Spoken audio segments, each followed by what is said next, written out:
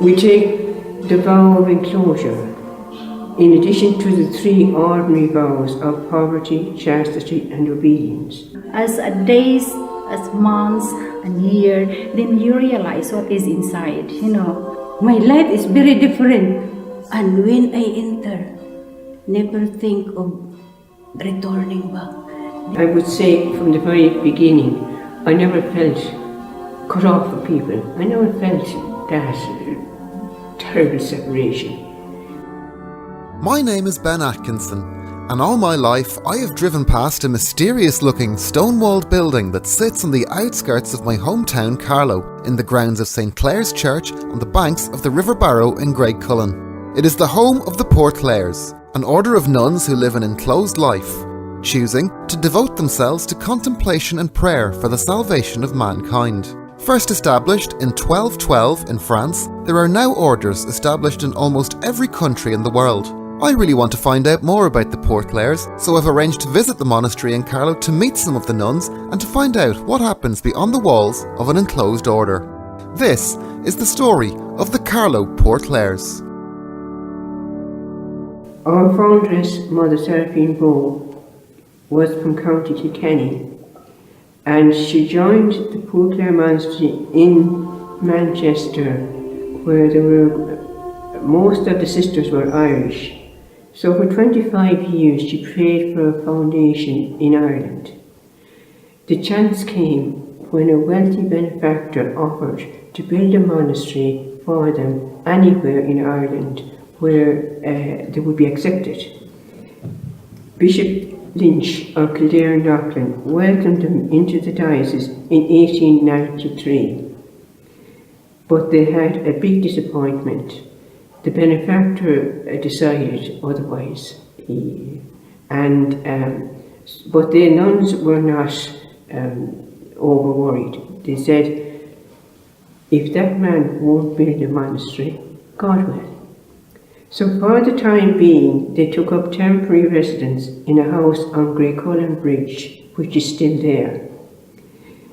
There were many difficulties to be overcome before our present monastery was built and opened in July 1900. Entrants into religious life usually take the vows of poverty, chastity and obedience. However, the Poor Clares take a fourth vow. We take the vow of enclosure, in addition to the three ordinary vows of poverty, chastity and obedience. Now, the enclosure comprises a house and garden to which only the sisters have access. We observe enclosure because it's a help to lead a more intense life of prayer in solitude, to render intimacy with God in prayer surer and easier. And from the very beginning, it has been the sign, the safeguard, and the characteristic form of our withdrawal from the world. Now, we don't feel really cut off from people when we enter the enclosure, because we are attached to the parish church, St Clare's, and our Mass chapel opens on to the sanctuary. And our priests are very supportive of our vocation. They regularly remind the people of our presence and our prayer. There are 11 nuns in full-time residence at the monastery here in Carlow, 3 of whom have kindly agreed to meet to discuss their profession and how they came to realise their vocation. I'm Sister Dominic, and I'm a good many years here, and I'm very happy I came. I'm Sister Veronica from the Philippines. I entered in the Philippines, in Poor Clare in the Philippines. Then I came here in Ireland.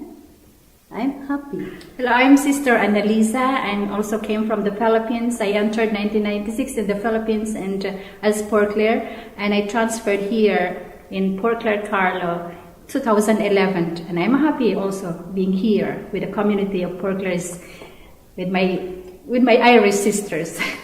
I was sent here in Ireland 2011 by my abbess, my superior in the Philippines.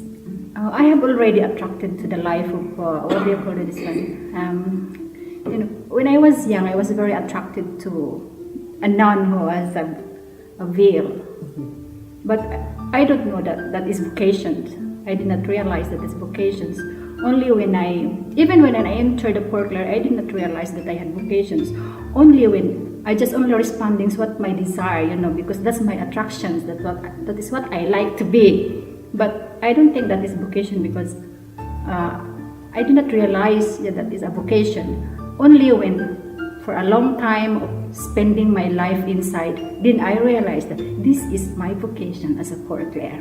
I was really cold. At first, I never know that that's my vocation. But when I was still in university, in my place, there was a sister every week. She will go to our place to teach catechism for the children. And then every dinner, she will dine with us in my family. It makes me mad always because she will talk about God. Because that's very far from my mind, talk about God, and I will not listen. Well, I didn't know what it was. Well, in all honesty, now looking back, I didn't really know what I was coming into, But I'm very glad I did it. And my parents were shocked and upset when I spoke at first, because they knew nothing about a contemplative order, and they had so many fears. But then my father said to me, he said, I don't think you'll be able for that kind of a life, but I won't stop you, he said. If you want to try it, I won't stop you. And the novice mistress also assured my mother when I joined that if I wasn't happy here, or if they felt I wasn't able to follow it, that they wouldn't ask me to stay in. That was fair enough. That set her mind at rest, that I wouldn't be sort of kept against my will. They're against it, especially my mother, because we're only two in the family. My father died, so they're against, especially my mother, and she did not speak for me for days. And even my friends were surprised. Some of them are very supportive, and even my relatives, but most of them are against it. When I told my parents that I will enter the religious life, even my mother said, "Oh, you just stay there for 10 minutes and you will go back." Because she knows, my mother knows very well. Before I joined the order, well, fantastic my life. I like it, amazing. And every time, I'm a different person when I was still outside. So that is why every time I read the story of the prodigal son in the gospel, I always remember my life because I can enter. That's me. And then also the life of Saint Augustine, and then there's the words there, "Late I have loved you." It will always remind me that, because it's true, because of my life is different. Even though the Lord is always present in my heart, but I was not there. And then these three stories, I like this one. And Saint Matthew, the tax collector, I always enter my life there. I said, that's the real thing, real happiness of my life. Happening of my life. My life, I am a prodigal daughter. I would say from the very beginning, I never felt cut off from people, cut off from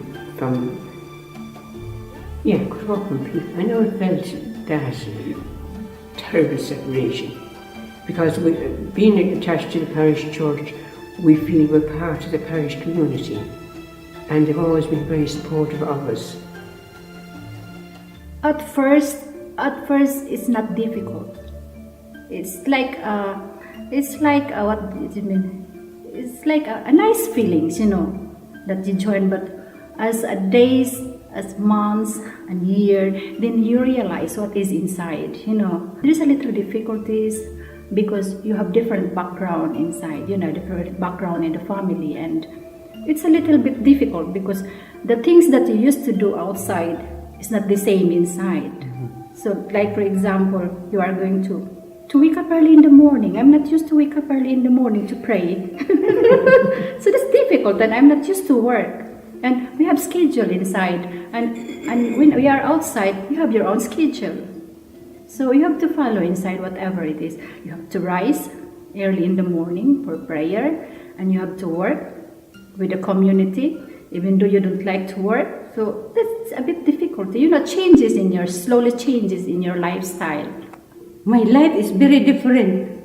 And when I enter, never think of returning back. Never think of repent, what is that? It's not good. No. Until this very moment of my life, it's not so difficult. Well, just to look at the difference of the personalities, that is very, very difficult. Different personalities. But when I entered there in the Philippines a long time ago. But I did not experience that one. I did not experience. Yes, but later on that you realize that you experience. But it's not so difficult because I'm already used. So, just a matter of patience and understanding. It's just almost the same. It's just that let's say that the difference is the climate, the foods at first, but almost the same. But at first I have the difficulty to adjust the climate and the changes of of foods. Yeah, that's a bit difficulty, But I'm used to it now. I really experienced the people there. Even when I arrived, they are very welcoming, no? And the whole parish, they accept me as I am. Steeped in over 800 years of history and tradition, the Port Clare's daily life consists of prayer, household chores and tending to the sick in the community. They are rarely seen in public other than during daily mass in St. Clare's Church. However, the monastery opens daily to visitors except during Advent and Lent. People are welcome to come, have a cup of tea and spend some time in prayer and reflection with the sisters of the Port Clares.